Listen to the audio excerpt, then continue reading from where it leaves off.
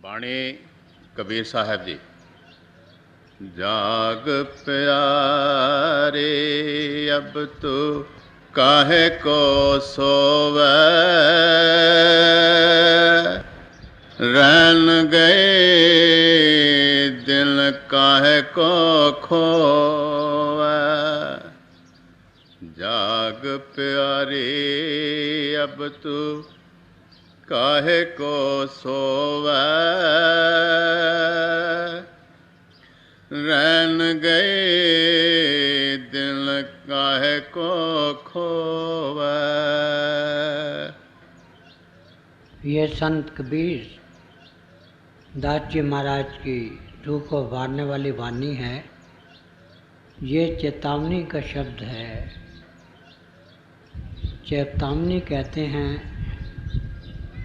किसी आने वाले ख़तरे से मुतला कर देना। अब वो हमें ये हकीकत समझा रहे हैं कि हम जुगों जुगों से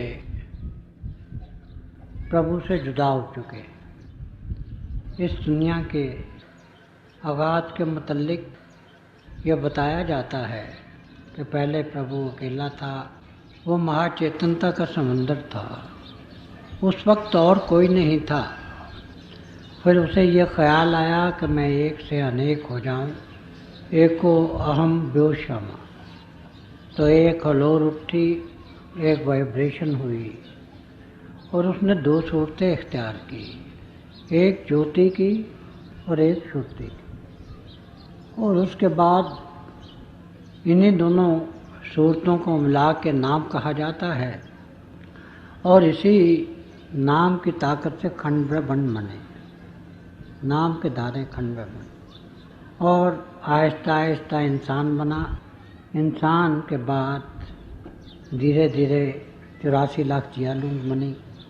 अब हम करोड़ों युगों से 84 लाख जियाजून में चक्कर लगा रहे हैं।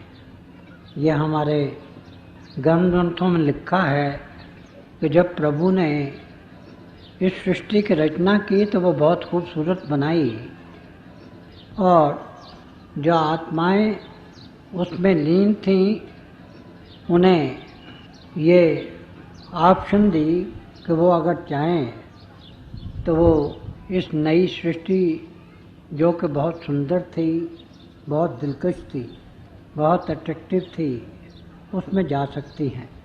तो ये कहा जाता है कि 8/9 तादाद तक जो आत्माएं थीं उन्होंने नई रचना, नई सृष्टि में जाना चुन लिया। मगर जो 1/9 आत्माएं थीं उन्होंने इस बात पे जोर दिया कि हम तो आपसे अलहदा नहीं होना चाहते, हम तो आपके पास ही रहें। तो उस वक्त प्रभु ने फिर वो जो 1/9 हिस्सा नूह रह गई थी उनसे भी कहा कि आप भी इस नई सृष्टि में जाइए।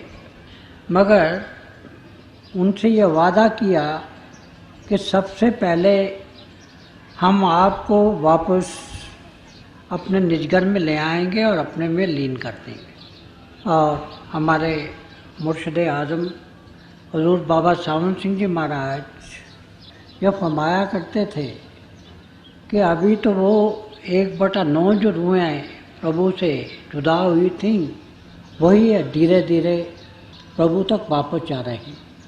तो ये हमारी आत्मा जो है ये कब से प्रभु से जुदा हुई, इसका कोई हम अनुमान नहीं लगा सकते, कोई अंदाज़ा नहीं लगा सकते। ये जो आर्य सम्मत है 4 अरबों से ज़्यादा तो इसी की उम्र बताई जाती है, 4 अरब सालों से ज़्यादा। अब आप ये सोचिए, ये जो आर्य सम्मत है ये तो आखिरी जो प्रलय हुई है उसके बाद की बात है, और इससे पहले तो कई प्रलय हुई हैं, कई महाप्रलय हुई।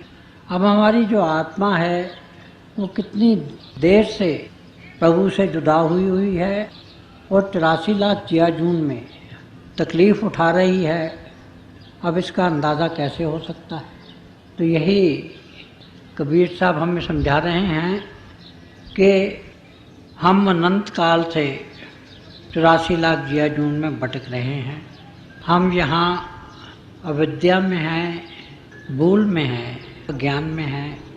हमें ना तो अपनी सूझ है, ना प्रभु की सूझ है।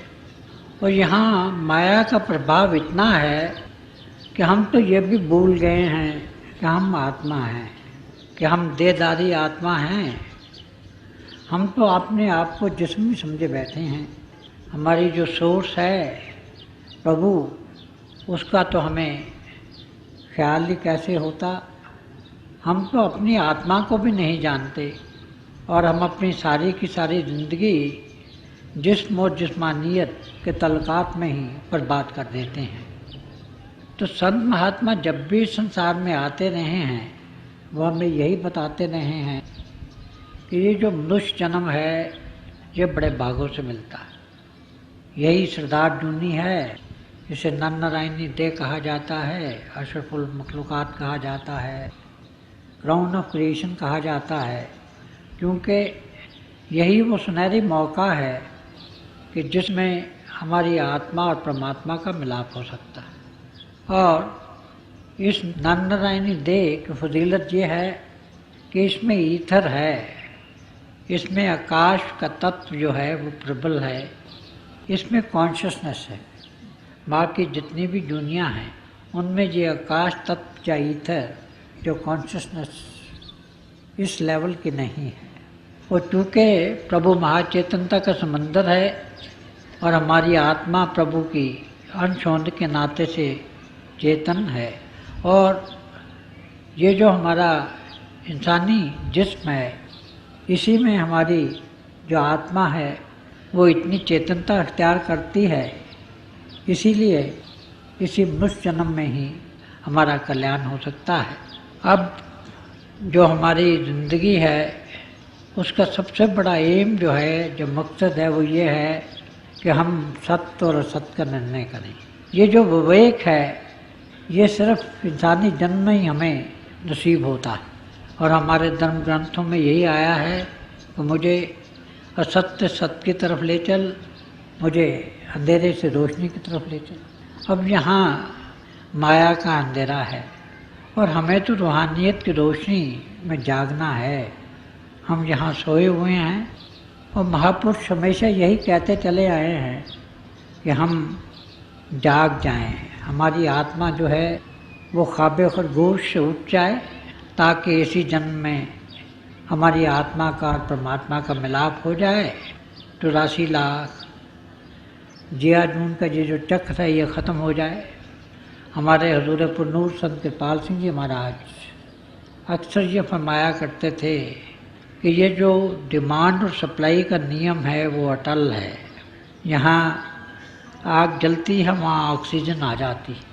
गुरु या प्रभु, क्योंकि जो गुरु होता है वो चलता फिरता परमात्मा होता है, वो खुद वाहिगुरु होता है। वो एक पहाड़ की चोटी पे जैसे बैठा हो और उससे नीचे कहीं भी जब जरा भी आग निकले तो उसे तो पता चल जाता है। इसी तरह से जब भी किसी आत्मा की दिल की गहराइयों से एक शोला लपकता है, एक वहाँ से फूंक उठती है, एक धुआं उठता है, और ये इच्छा प्रबल होती है कि उसकी आत्मा का और परमात्मा का मिलाप हो जाए, तो प्रभु वो जो चिंगारी निकलती है उसको देखता है और फिर उसका हल कर देता है। और वो जो हल करता है वो खुद किसी इंसानी जामा में इस संसार में आ जाता है और आके उस आत्मा का कल्याण करता है। तो ये जो रूहानियत का मार्ग है ये एक अजीब पैराडॉक्स है कि ये एक्सपेंशन का भी रास्ता है, फैलाव का भी रास्ता है, और सिमटाव का भी रास्ता है, और कंट्रैक्शन का भी रास्ता है। ये कंट्रैक्शन का रास्ता जो है, जो सिमटने का रास्ता है, वो तो इस तरह से है कि जब प्रभु ये देखता है कि कोई आत्मा उसके लिए सिसक रही है, बिलक रही है, उसके बाद एक भरोसो, एक बल, एक आत्मविश्वास वाला मामला है, उसकी एक ही आरजू है, एक ही तमन्ना है, एक ही ख्वाहिश है, वो ये है कि वो प्रभु से मिल जाए। तो वो प्रभु सत्ता दो के दोनों जहानों में नहीं समाती। यही एक सूफी शायर ने कहा है कि जो बड़ी अजीब बात है कि आप परमात्मा तो दोनों जहानों में नहीं समाता है, मगर एक मोमिन के दिल में आके तो समा जाता है। तो यही बात है कि वो जो प्रभु है दो दोनों जहानों में नहीं समाता, और जिससे ये सारे संसार बने हैं, सारी सृष्टि बनी है, वो खुद फैल के, वो खुद सिमट के एक 6 फुट के इंसानी पुतले में आके समा जाता है। और ऐसा ही जो मुबारक पुतला होता है, जो मुबारक जिस्म होते हैं, उसको हम गुरु कहते हैं, उसे हम मुर्शिद कामिल कहते हैं, उसे हम परफेक्ट मास्टर कहते हैं। तो इसीलिए एक उर्दू के शायर ने एक मिसरा कहा है कि सिमटे तो दिले आशिक और फैले तो ज़माना है, कि प्रभु दोनों जहानों में नहीं समाता है, मगर वो गुरु के दिल में, गुरु की रूह में समा जाता है। और हकीकत तो ये है कि वो खुद गुरु की सूरत में इस संसार में आके ज़ाहिर होता है। तो ये तो सिमटाव का मामला है, कंट्रैक्शन का मामला है, और ये रास्ता है प्रभु का। मगर जहाँ तक हमारी आत्मा का तल्लुक़ है, ये एक्सपेंशन का मार्ग है, ये फैलाव का मार्ग है। जब हमें गुरु मिलता है और नामदान की हम पे बख्शिश करता है, जिस्म और जिस्मानियत से ऊपर आने की और जीते जी मरने की कला हमें सिखाता है, तो फिर हम ये जो फाइनाइट हैं, महदूद हैं, हमारी महदूदियत ये ख़त्म हो जाती है। हम जो कि लामादूद की अंश हैं, उसका जुज़्व हैं, इसलिए हम लामादूद होना शुरू हो जाते हैं। हम सीमा रहित हो जाते हैं, हम सीमित नहीं रहते, हम लिमिटलेस हो जाते हैं, हम इन्फिनिट हो जाते हैं। और वो जो सद्गुरु की हम पे नज़र करम होती है, तो फिर ये जो हमारी कोता नजरी है, ये जो हमारी छोटी दृष्टि है, ये असीम होती चली जाती है, लामहदूद होती चली जाती है। हम अपने आप से गुजर तक अपनी फैमिली में आते हैं, फैमिली से गुजरते हैं तो सोसाइटी में आते हैं, सोसाइटी से फैलते हैं तो नेशनल लेवल पे आते हैं, नेशनल लेवल से जब फैलते हैं तो इंटरनेशनल या अंतर्राष्ट्रीय स्तर पे आते हैं, और वहाँ से भी बढ़कर हम एक कॉस्मिक लेवल पे आ जाते हैं, जिसमें हमें अपने सद्गुरु का जलवा जर्रे जर्रे में, कण कण में, फूल फूल में, पत्ती पत्ती में दिखाई देना शुरू हो जाता है। ये प्रभु को पाने का जो रास्ता है, ये सिमटाव का भी रास्ता है और ये फैलाव का भी रास्ता है। तो यही हमें कबीर साहब समझा रहे हैं कि हमें ये अनमोल दौलत जो मिली है इंसानी जिस्म की, मनुष्य के चोले की, इससे हमें पूरा पूरा फ़ायदा उठाना चाहिए, क्योंकि युग बीत गए, हमारी आत्मा प्रभु से बिछड़ी थी, और ये जो वक्त बीतता गया प्रभु से दूरी होती चली गई, यहाँ तक कि अब हमें इस बात का एहसास ही नहीं रहा कि हम प्रभु की अंश हैं, कि हम आत्मा हैं। हम तो माया के जाल में इस तरह से जकड़े गए कि हम अपने आप को भूल गए, और वो हमें ये चेतावनी दे रहे हैं कि हमें अपने आप को जानना चाहिए और प्रभु को पाना चाहिए। सेल्फ नॉलेज और गॉड नॉलेज, जो गॉड रियलाइजेशन के मंजिलों से गुजरना चाहिए, खुद शनासी और खुदा शनासी का रास्ता अपनाना चाहिए। आप प्यार से सुनिए कि हमें क्या समझा रहे हैं। जाग प्यारे अब तू काहे को सोवे, रैन गए दिल काहे को खोवे। गुरबानी में आया है कि हम सब सो रहे हैं, हम सो रहे हैं, हमारे पिता सो रहे हैं, हमारी माता सो रही है, तो हमारी बहनें सो रही हैं, भाई सो रहे हैं, हमारे रिश्तेदार सो रहे हैं। इस संसार में सब के सब सो रहे हैं और हमारे अंतर जो हर वक्त अमृत का सरचश्मा जारी और सारी है, हम तो वो अमृत से फैज़याब नहीं हो रहे, हम तो वो अमृत नहीं पी रहे। वो जो पांचों डाकू प्रभु ने हमें दिए हैं, काम क्रोध लोभ मोह अहंकार के, वो पिए जा रहे हैं। और अजीब हालत है कि खुफ्ता रा खुफ्ता क्या कुनत बेदार, कि सोए हुए को सोया हुआ कैसे जगा सकता है। तो अगर हम ये चाहते हैं कि हम जाग जाएं, तो तब हमें कोई बेदार जो हस्ती है वही जगा सकती है।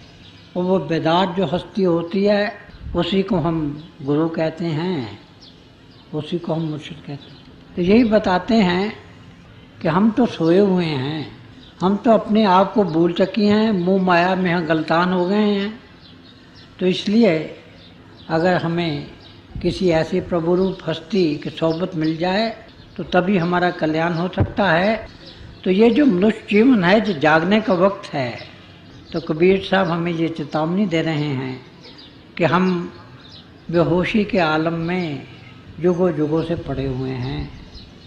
तो अब ये जो हमें सुनहरी मौका मिला है, तो हमें ये चाहिए कि हम होश में आएं। और हमारे वेद भगवान भी यही कहते हैं कि awake arise and stop not till the goal is reached, कि जागो, उठो, अपनी मंजिल की तरफ चलो। और जब तक हमें मंजिल मिल नहीं जाए, हमारे पांव थमने नहीं चाहिए, हमें उसी रास्ते पे चलना चाहिए। तो यही गुरु अर्जन देव साहब ने भी फरमाया है कि उठ जाग उडावरिया तैं क्यों चिल्लाया, क्या मुसाफिर तू उठ और जाग, क्योंकि तेरी जो ज़िंदगी है ये तो बड़ी सीमित है, ये तो बड़ी छोटी है और इसका तो कोई भरोसा नहीं है कि ये कब ख़त्म हो जाए। तो इसलिए तुम्हें ये जो समय गुजर रहा है इससे पूरा पूरा फ़ायदा उठाना चाहिए, क्योंकि समय और लहर किसी का इंतज़ार नहीं करते। और फिर ये जो हमारी ज़िंदगी है ये बेवफा है, क्या मालूम कब धोखा दे जाए। इसलिए वो यही कहते हैं कि हमें इस मनुष्य जन्म से पूरा पूरा फ़ायदा उठाना चाहिए। और अब यही कह रहे हैं कि रात का समय तो गुजर चुका है, अब दिन चढ़ आया है। और इस दिन में हम क्या करते हैं कि हम रात को तो सोते हैं मगर दिन में काम करते हैं।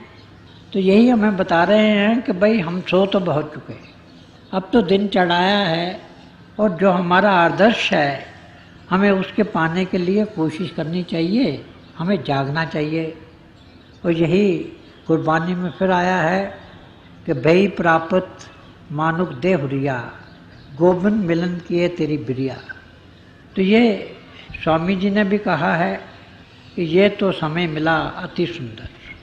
तो सब महापुरुषों ने अपने अपनी इस बानदानी में, अपने अपने अल्फाज में, अपने अपने अंदाज में एक ही चेतावनी दी है, एक ही हकीकत का बयान किया है। और उन्होंने हमें यही बताया है कि अवर काज तेरे किते न काम, मिल साथ संगत बच केवल नाम। कि हम अगर ये चाहते हैं कि हमारी ज़िंदगी का आदर्श पूरा हो जाए तो उसका एक ही तरीका है, और वो ये है कि हमें अगर खुशनसीबी से किसी संत महात्मा की सोबत मिल जाए, किसी संत महात्मा की संगत मिल जाए, उसका सत्संग मिल जाए। क्योंकि ऐसी हस्तियाँ जब भी आती हैं वो तो प्रभु रूप होती हैं, खुद प्रभु होती हैं, और वो तो अटर्नल होती हैं। आज सच जुगाद सच है भी सच और नानक होती भी सच। और इस संसार में बाकी तो हर एक चीज़ फानी है, नाशवान है। अगर जहाँ कोई चीज़ जावेदानी है, अमर है, अटर्नल है, हमेशा रहने वाली है, तो वो दौलत है नाम की, वो दौलत है इश्क की। तो ये कहते हैं कि अगर हम ये चाहते हैं कि हमारी ज़िंदगी का जो ध्येय है अपने आप को जानने का और प्रभु को पाने का वो पूरा हो जाए, तो वो तभी मुमकिन हो सकता है कि अगर कोई वक्त का महात्मा, वक्त का हाकिम हमें अपनी छत्र छाया में ले ले, हमें अपने चरणों में बुला ले, हमें नामदान बख्श दे, जीते जी मरने की विद्या सिखा दे, जिस्म और जिस्मानियत से ऊपर ले आए, हमें नाम की दौलत बख्श दे, क्योंकि इस संसार में जितनी भी दौलतें हैं वो सब की सब फ़ानी हैं। हमें जायदाद की ख्वाहिश होती है, दौलत की ख्वाहिश होती है, सेहत की ख्वाहिश होती है, इल्म की ख्वाहिश होती है, मगर ये जितनी चीज़ें हैं ये सब बिक जाने वाली हैं। और जब इंसान का आखिरी वक्त आता है तो हंस अकेला जाई, उस वक्त उसके साथ दो नेमतें जाती हैं। एक तो है सतगुरु जो कि अबदी है, लाफानी है, जावेदानी है, अटर्नल है, अमर है, जो खुद प्रभु रूप है। और दूसरी नाम की दौलत जिसके जरिए हमारी आत्मा और परमात्मा का मिलाप हो सकता है। और नाम कहते हैं ज्योति और श्रुति दोनों दोस्तों, क्योंकि जिस किसी ने प्रभु को पाया है ज्योति और श्रुति के जरिए पाया है, और जो पाएगा ज्योति और श्रुति के जरिए पाएगा। तो अगर हम ये चाहते हैं कि हमारी ज़िंदगी का ध्येय पूरा हो जाए तो हमें ये मोह और माया के चक्र से बचना चाहिए। और माया नाम है भूल का। ये कहा जाता है कि जब हम माँ के पेट में होते हैं, उसके गर्भ में होते हैं, तो हमें अपने पिछले जन्मों की कुछ सूझबूझ होती है। और जब हमें तकलीफ़ होती है वहाँ तो हम प्रभु से ये प्रार्थना करते हैं कि हमें इस तकलीफ़ से निजात दे और हम अपना सारा जीवन तेरी याद में गुजारेंगे। मगर जो ही हमने जन्म लिया, माया के इतना बड़ा पर्दा हम पे पड़ जाता है कि हम सब कुछ भूल जाते हैं। और हम तो ये भी भूल जाते हैं कि ये जो हमारा जिस्म है ये एक मकान है और हम इसमें रहने वाले हैं, हम इनड्वेलर हैं इसके, और हम दरो दीवार बन के रह जाते हैं। दरो दीवार को जो सत्ता देने वाली चीज़ है, जो इस जिस्म को चलाने वाली ताकत है, उसे भूल जाते हैं। और इसीलिए ये कहा गया है कि ए शरीर मूल है माया, कि इसमें तो हम भूल में पड़ जाते हैं, अपनी असलियत को खो देते हैं। जाग प्यारे अब तू काहे को सोवै, रैन गए दिन काहे को खोवै। अब ये हमें बता रहे हैं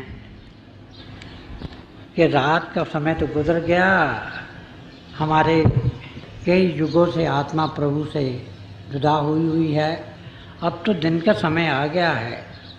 और ये हमारी रोज़मर्रा ज़िंदगी का कायदा है कि जब दिन होता है तो हम कमर बांध लेते हैं और अपनी मंजिल की तरफ चल देते हैं।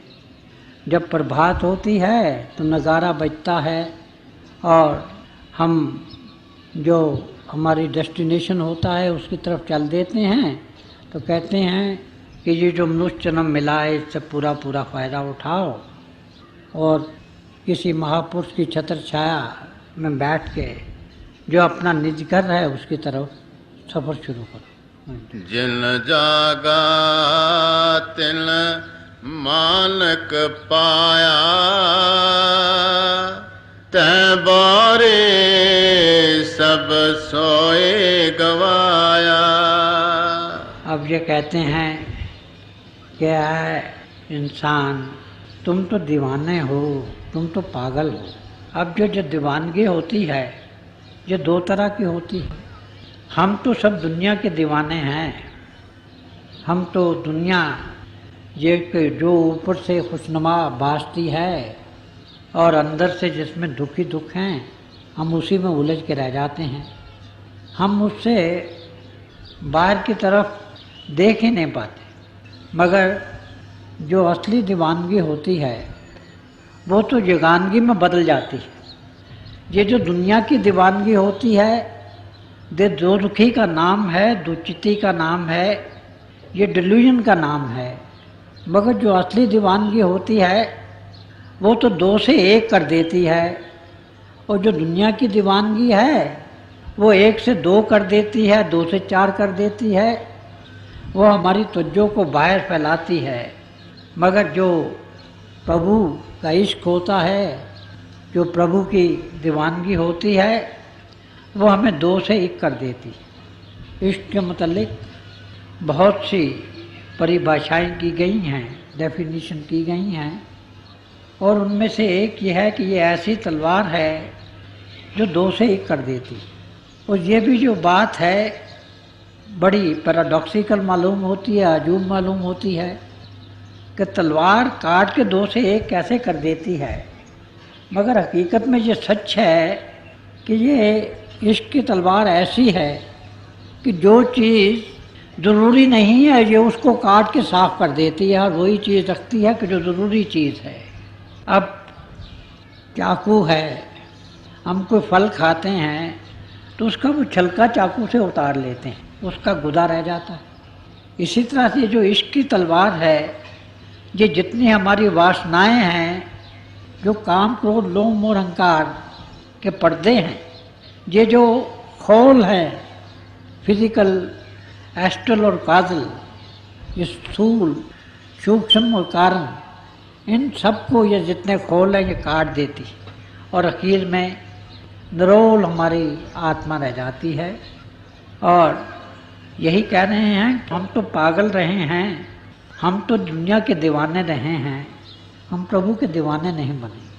और हमें तो प्रभु का दीवाना बनना था, तो हम ख्वाब खरगोश में पड़े रहे हैं, हमारे होश ठिकाने नहीं रहे।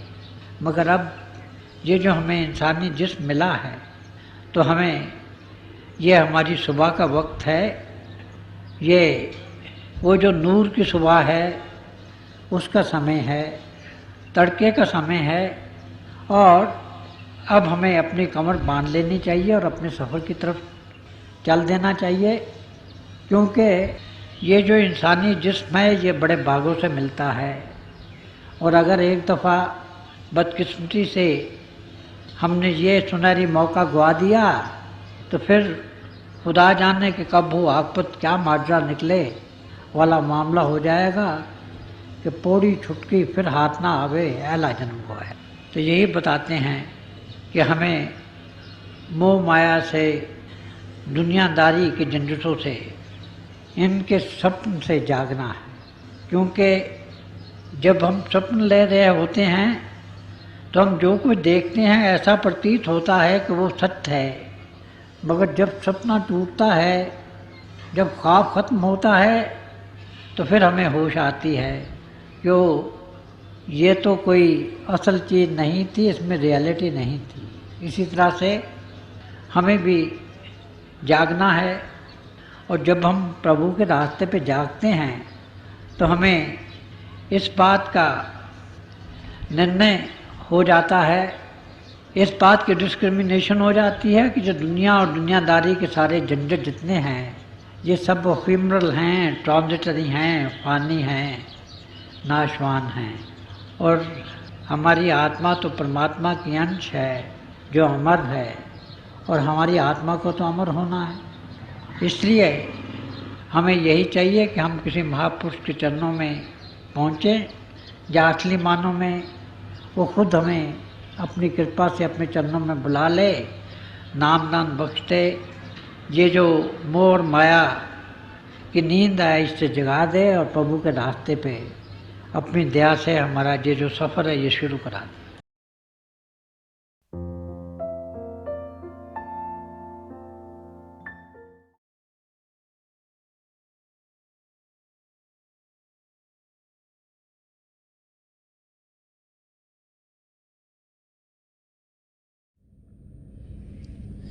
प्यारे भाई और बहनों, अभी हम सब दयाल संदर्शन सिंह जी महाराज की दिव्य वाणी सुन रहे थे।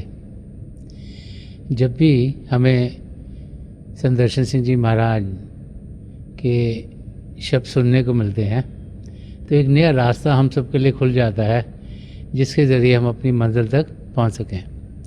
वो रास्ता प्रेम का रास्ता है, वो रास्ता अध्यात्म का रास्ता है। तो थोड़ी देर के लिए आप सब अभ्यास के लिए बैठ जाएं।